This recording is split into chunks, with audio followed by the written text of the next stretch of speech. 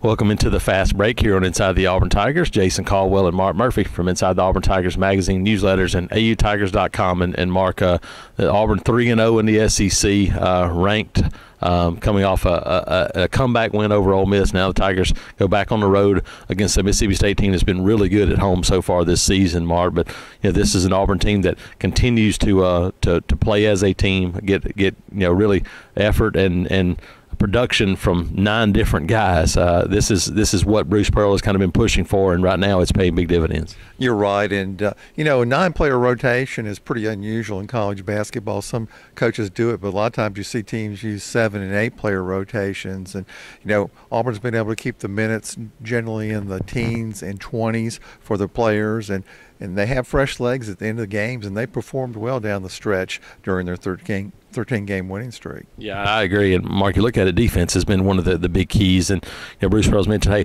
the last couple of games they've given up some big halves, but they've come back and responded one way or the other. The second half defense against Ole Miss is really the key to that comeback. They slowed them down, and then in turn Auburn pushed the ball in the paint, got to the free throw line, and Mark, guys like Deshaun Murray, Chimo Kiki, Anthony McLemore, Horace Pitch are going to be really important because Mississippi State's physical inside. This is going to be a challenge on Saturday against the Bulldogs. Yeah, Mississippi State's got a couple really large athletic post players to go with some talented athletic guards. So this is not a give me for sure. Mississippi State, I think they're 13-3 in this game, and they're going to be tough to beat in Starkville. And it's an opportunity for them to get back in the SEC race, with Auburn being up near the top, half a game behind the Gators. And to me, Jason, it's really key to hit your foul shots in SEC road games if they're going to be close. And that's one thing this team's done well. They're leading the league.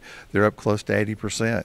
They are, and Mark, when you make those free throws, it also makes you more apt to attack the basket, and knowing that, hey, if we get at the free throw line, we're going to convert and score. Auburn did that against Ole Miss in the second half. I wouldn't be surprised to see them continue to do a little bit more of that. When you have a guy like Deshaun Murray, who's such a matchup problem, when you put him on the perimeter as a power forward, having another big man try to guard him, it turns into a mismatch. He's able to get to the free throw line, and he's been one of the keys for this team. Yeah, he got to the foul line 15 times against Ole Miss. And he was very aggressive attacking the basket, and he's just such an unusual power forward at 6'3", but he gives up a lot of height, but somehow he manages to rebound well. He's 5th in the league, 7.4 per game. He's really good on the offensive boards. He understands spacing. He understands balance, pressure, and he just understands the arc of where the ball is going to be more often than not, something Charles Barkley